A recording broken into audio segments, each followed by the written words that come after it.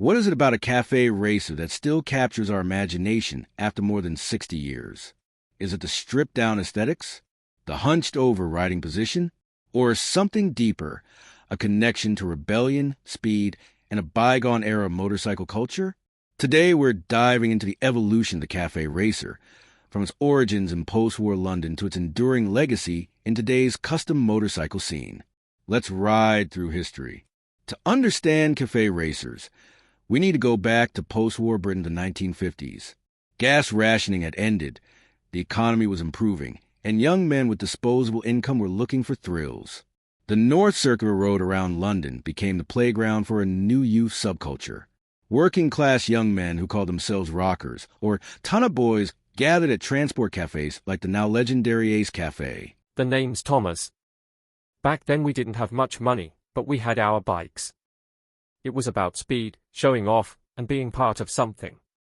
We'd modify our bikes to go faster, that's all that mattered. These weren't rich kids with fancy motorbikes. They were working-class lads who bought affordable British motorcycles, Triumphs, BSAs, Nortons, and stripped them down for speed. The modifications were practical and aimed at one thing: going faster. Off came the heavy fenders. Handlebars were swapped for low clip-ons. Foot pegs moved back for a more aggressive riding position. Fuel tanks were often replaced with lightweight racing-style versions. Single seats with humped backs replaced the two-up saddles.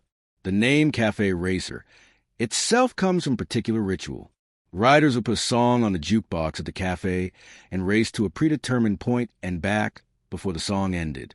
The ultimate goal was to do the ton, reach 100 miles per hour, a significant achievement on the machines of the day. Several machines became synonymous with the cafe racer movement. While riders would modify whatever they could afford, certain models became icons. The Triumph Bonneville, introduced in 1959, was a favorite starting point. Its parallel twin engine had the power and the sound that defined the era. The Norton Commando, with its distinctive isolastic engine mounting system, offered a smooth ride with classic British character. The BSA Gold Star, especially the DBD-34 model, was revered for its single-cylinder simplicity and racing pedigree. And the Royal Enfield Continental GT, released in 1965, was perhaps the first factory-built motorcycle to embrace cafe racer styling from the showroom floor. But the definitive cafe racer for many was the Norton-based Triton, combining a Norton featherbed frame with a Triumph parallel twin engine. It was the ultimate hybrid, taking the best handling frame and combining it with the most powerful engine. These bikes weren't just about looks. They were built for a specific ritual: record racing. Riders would put a 45 RPM record on the jukebox, then race to a predetermined point and back before the song ended. Roughly 2 to 3 minutes to cover sometimes 20-plus miles round trip. By the late 1970s, the original cafe racer scene was fading. Japanese manufacturers had entered the market with bikes that delivered reliability and speed without modification. Bikes like the Honda CB750 and Kawasaki Z1 offered unprecedented performance straight from the factory. Many of the original rockers were now older, with families and responsibilities. For nearly 2 decades, cafe racers became relics of the past, kept alive only by dedicated enthusiasts and vintage motorcycle collectors. The subculture that created them had evolved, moved on, or grown up, but the seeds of the cafe racer aesthetic had been planted worldwide, waiting for the right moment to sprout again. Fast forward to the early 2000s. A new generation of riders, often with no direct connection to the original scene, began to rediscover the cafe racer aesthetic.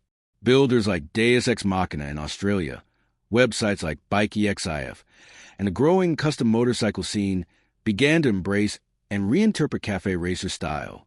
The modern cafe racer scene isn't about replicating the past exactly. It's about capturing its spirit while incorporating contemporary engineering. Manufacturers noticed this renewed interest and began introducing factory cafe racers.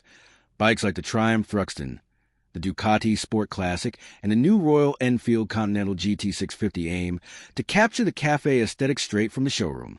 The cafe racer has come full circle, from budget builds by speed-hungry youth to coveted classics and back to aspirational customs. What began as a subculture on the North Circular Road has become a global phenomenon. But regardless of whether it's running points or fuel injection, what makes a Café Racer special isn't just the parts. It's a philosophy of stripping away the unnecessary and focusing on the pure experience of rider and machine. Thanks for riding through history with us. If you enjoyed this journey, hit subscribe for more vintage motorcycle content.